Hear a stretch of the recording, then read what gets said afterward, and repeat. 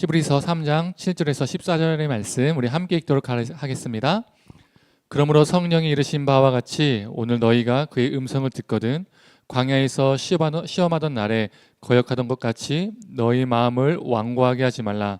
거기서 너희 열조가 나를 시험하여 증험하고 40년 동안 나의 행사를 보았느니라. 그러므로 내가 이 세대에게 노하여 이르기를 그들이 항상 마음이 미혹되어 내 길을 알지 못하는도다 하였고 내가 노하여 맹세한 바와 같이 그들은 내 안식에 들어오지 못하리라 하였다 하였느니라. 형제들아 너희는 삼가 혹 너희 중에 누가 믿지 아니하는 악한 마음을 품고 살아계신 하나님에게 떨어질까 조심할 것이요 오직 오늘이라 일컫는 동안에 매일 피차 권면하여 너희 중에 누구든지 죄의 유혹으로 완고하게 되지 않도록 하라. 우리가 시작할 때 확신하는 것을 끝까지 견고히 잡고 있으면 그리스도와 함께 참여한 자가 되리라. 아멘. 네, 말씀을 전하기 전에 우리 6월 헌금 보고 하겠습니다. 6월 헌금은 279만 8,122원이 들어왔고요. 총 지출은 234만 8,700원이 지출되었습니다. 이번에 전도지를 우리가 구입해서요. 우리 한 7월 중에 또 계속해서 한번 개인적으로 또 우리 함께 전도를 하려고 전도지를 제작했습니다. 그리고 나머지 40여만 원은 예배비로 넘겼습니다. 네, 이제 말씀을 전하도록 하겠습니다. 우리 성도님들은 연어하면 무슨 생각이 나십니까? 회를 좋아하시는 분들은 연어회 이렇게 생각하시는 분들도 있을 것 같습니다. 그런데 회 이야기를 하려고 이 연어 이야기를 꺼낸 것이 아니라 연어의 회귀 본능, 귀소 본능에 대해서 이야기하기 위해서 연어라는 단어를 꺼내봤습니다. 연어는 바다에서 살다가 산란기가 되면 어디로 갑니까? 알을 낳기 위해서 자신이 태어났던 강으로 돌아갑니다. 그런데 연어가 바다에서 자신이 태어난 곳으로 회귀하는 길은 결코 쉬운 일이 아닙니다. 강줄기의 흐름을 따라서 이동하는 것이 아니라 그 물줄기의 흐름에 역행하면서 그들은 이동하죠. 아마 다큐멘터리 영상이나 사진으로 보신 분들도 있을 거예요.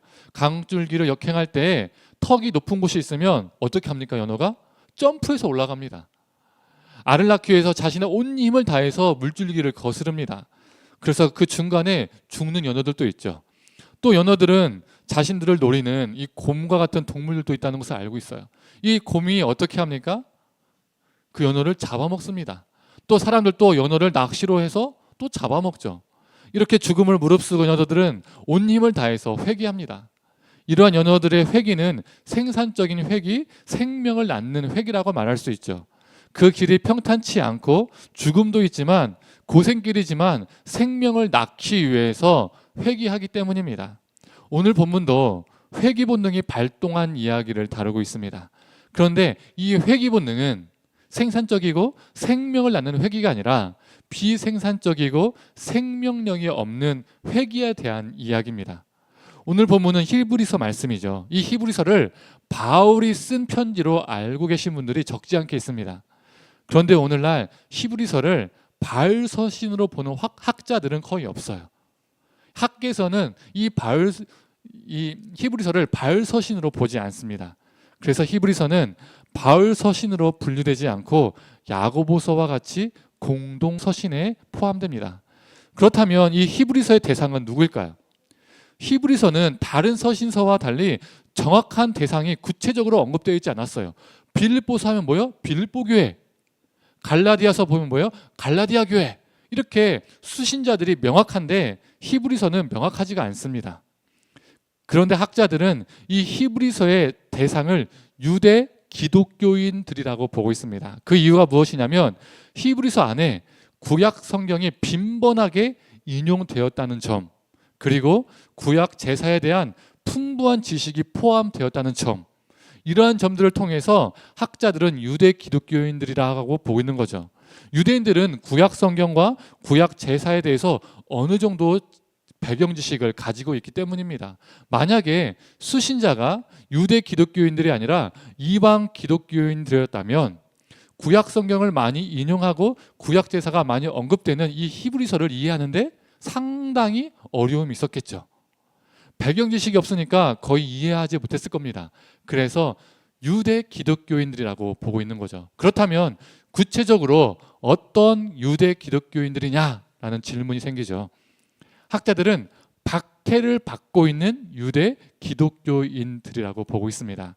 오늘 본문을 보면 히브리서 저자는 핍박받고 있는 유대 기독교인들에게 모세에 대한 이야기를 하고 있어요. 유대인들에게 존경받고 위대한 인물로 기억되는 조상들이 몇 명 있지만 그 중에서도 대표적인 두 명을 뽑으라면 누구죠? 모세와 엘리야입니다. 복음서에서도 어떻습니까? 변화산 사건에서 누구와 누구가 등장하죠? 모세와 엘리야가 등장합니다. 모세는 모세 오경을 대표하고 엘리야는 애언자를 대표합니다. 이 두 사람은 구약 성경을 대표하는 사람들이에요. 그래서 변화산 사건에서 이 모세와 엘리야가 나타났다는 것은 구약 성경에서 말하고 있는 메시아가 바로 예수님이라는 것을 말해주는 거죠. 특히 모세는 어떤 사람입니까? 출애굽의 지도자였고 시내산에서 십계명을 받았고 또 모세가 지도자로 있을 때 시내산 언약을 통해서 이스라엘이라는 언약 공동체가 탄생하게 되죠. 또 10가지 재앙과 홍해를 가르는 사건과 수많은 기적이 그를 통해서 일어났습니다. 유대인들에게 모세는 매우 위대한 인물이죠. 중요한 인물입니다. 하지만 오늘 본문 히브리서 3장은 그를 어떻게 표현하고 있습니까? 5절을 보면 종이라고 표현하고 있습니다. 종. 그가 아무리 위대한 사람일지라도, 그가 하나님 앞에 아무리 신실한 사람이었을지라도 모세는 하나님 앞에 종일 뿐이라는 거죠. 그 이상이 될 수 없습니다. 반면에 예수님은 어떻게 표현하죠? 6절을 보면 아들이라고 표현합니다. 하나님의 아들이라는 거죠. 모세가 존경은 받을 수 있으나 신앙의 대상은 될 수 없다는 겁니다. 숭배와 경배받을 존재가 아니라는 거죠. 오직 경배받으실 분은 누구냐? 오직 예수님이라는 겁니다. 오직 우리의 믿음의 대상은 오직 예수님뿐입니다. 성경의 중요한 특징 가운데 하나가 무엇이냐면 위대한 신앙의 인물을 비신화화, 비신격화한다는 겁니다. 그 당시 고대 군동의 수많은 문서를 보면요, 사람들을요 신격화하고요 신화합니다. 그런 경우가 참 많이 있어요. 그래서 영웅에 관한 이야기들이 참 많이 있습니다.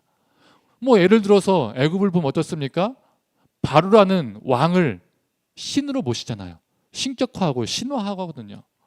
왜 히브리서 저자가 예수님과 모세를 비교했을까요? 모세가 너무나 위대한 인물이다 보니까 모세를 영화하고 신격화하고 신앙화하는 사람들이 있었다는 겁니다. 지금을 살아가는 우리에게도 이런 일이 빈번히 일어나죠. 하나님을 믿는다고 말하지만 목사와 같은 특정 인물을 신앙화하고 신격화하는 경우가 있습니다. 하나님의 이름으로 그 사람을 하나님보다 더 사랑하고 더 중요시하고 더 의지하는 이들이 있습니다. 특정한 인물의 말을 더 하나님의 말보다 더 믿어요. 더 중요시 여겨요. 그게 하나님을 잘 믿는 거라고 생각해요. 그런데 그게 아니죠. 절대 아닙니다. 성경은 그 모든 것을 철저히 거부합니다. 이 땅에 어떠한 위대한 인물도, 이 땅에 어떠한 값어치 있는 대상도 숭배와 경배의 대상이 될 수 없습니다. 만약 우리가 특정한 인물을 신앙화하고 그 사람을 하나님처럼 따른다면 그건 하나님께 순종하는 것이 아니라 하나님께 불순종하는 겁니다. 자신은 지금 하나님께 순종하고 있다라고 생각하고 있을지라도 그건 착각이라는 거죠. 하나님은 불순종으로 보십니다. 성도님들, 오직 예수님만이 우리의 신앙의 대상이 되기를 간절히 소망합니다. 히브리서 저자는 이제 이 모세의 지도를 따라서 광야 생활했던 이스라엘을 이야기합니다. 이스라엘이 광야 생활에서 자주 했던 것이 무엇입니까? 뭘 자주 했죠? 불평과 원망, 즉 완고한 불순종이었습니다. 그래서 늘 조금만 힘들면, 무언가 조금만 부족하면, 조금이라도 뭐가 먹고 싶으면 어떻게 했습니까? 애굽으로 돌아가자, 애굽으로 돌아가자 이렇게 외쳤습니다. 회귀 본능이 발동했죠. 이 회귀 본능 때문에 열 며칠이면 갈 수 있는 그 길을 그들은 무려 40년이라는 시간이 걸렸어요.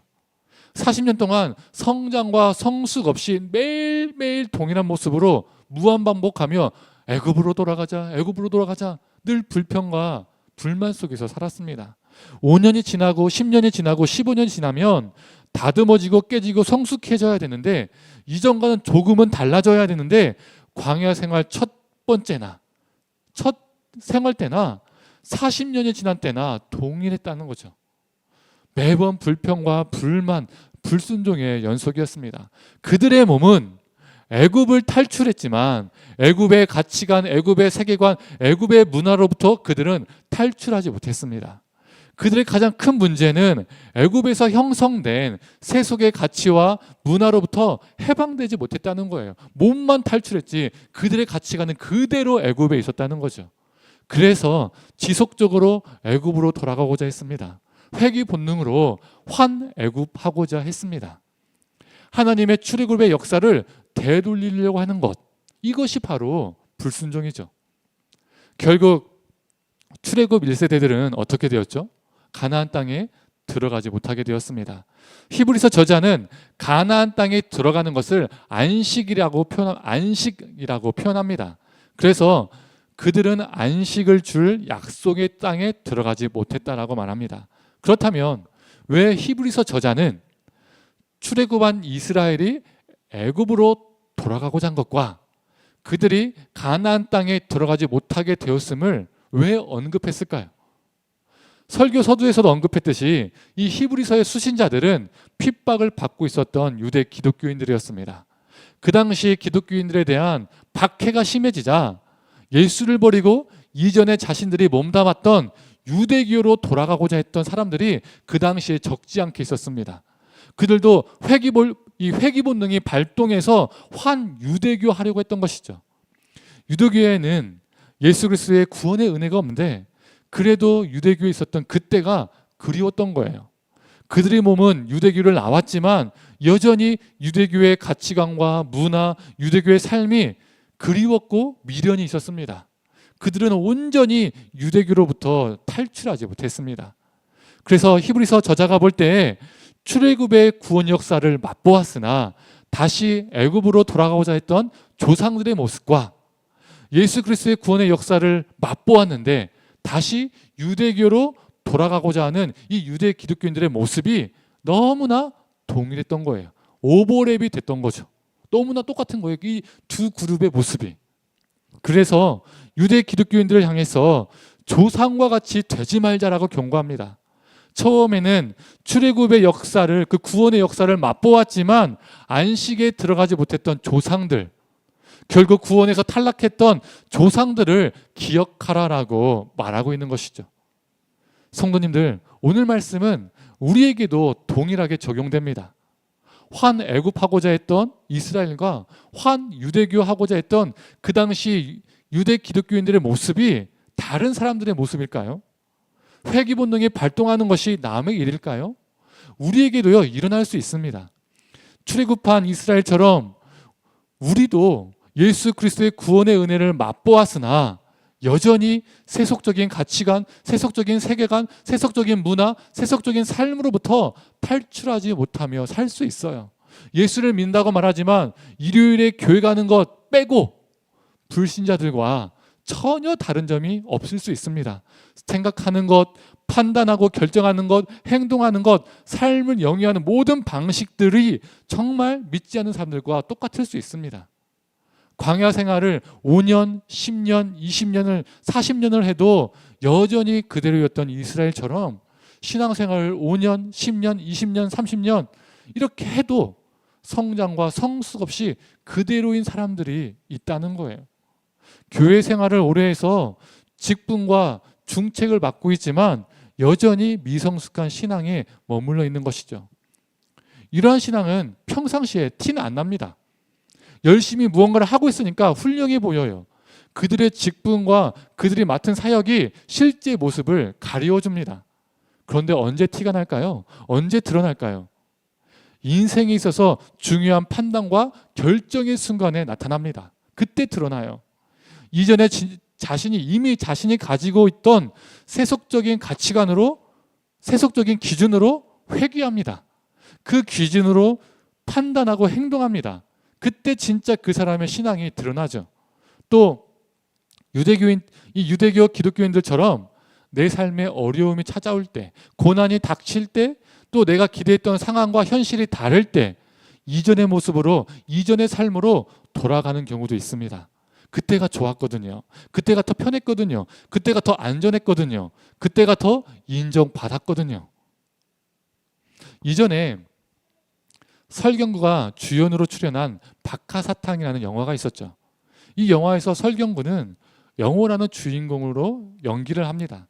그는 사업이 망하고 아내는 바람이 나고 이혼도 하고 등등등 어쩌다 보니까 자신의 인생이 엉망이 되었어요. 그랬던 그가 철교유에서 뭐라고 외칩니까? 나 다시 돌아갈래! 라고 이렇게 외칩니다. 이게 사람의 마음입니다. 예전에 좋았던 때로 돌아가고 싶은 마음, 편안했던 때로 돌아가고 싶은 마음, 어느 누구에게나 회귀 본능이라는 게 있습니다. 나 다시 돌아갈래! 이런 마음이 들 때가 있죠. 목사라고 이런 생각이 안 들까요? 저도 있었습니다. 개척을 하고 너무 마음이 무너지고 힘들 때가 있었습니다. 특히 개척 1년 차 때가 그랬었습니다. 너무 힘드니까 부목사 때가 그립더라고요. 부목사의 역할이 쉬운 게 아닌데 개척 자체가 너무 힘드니까, 특히 개척 1년 차 때 너무 힘드니까 부목사 때가 너무 그립더라고요. 누군가가 인정해주고 누군가가 목사님 해주고 또 사례비가 안정적으로 들어오고 막 이런 생활들이 있었잖아요. 그래서 이전으로 돌아가고 싶은 마음이 몇 번씩 생긴 적이 있었습니다. 그때마다 마음을 다시 부여잡았습니다. 외롭고 힘들지라도 계속 나아갔습니다. 그때 힘들다는 그 이유 하나만으로 포기했다면 지금 이 자리에서 설교하지 못하고 있겠죠. 개척 2년이 넘는 이 시간, 그 시간 동안에 아픔과 어려움도 있었지만 하나님이 저를 빚어가시고 만져주시고 돌보시는 은혜를 많이 경험했습니다. 우리가 고난 속에서 그리고 어려움 속에서 회귀 본능에만 사로잡히면 우리는 앞으로 나아가지 못합니다. 그 고난 속에서 나와 함께 하시는 하나님, 나를 돌보시는 하나님을 경험하지 못하게 됩니다.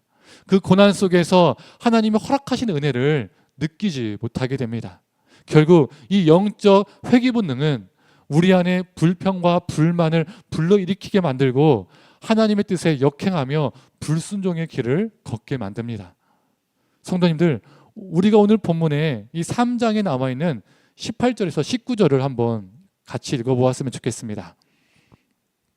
또 하나님이 누구에게 맹세하사 그의 안식에 들어오지 못하리라 하셨으나 곧 순종하지 아니하던 자들에게 아니냐. 이러보건대 그들이 믿지 아니함으로 능히 들어가지 못한 것이라.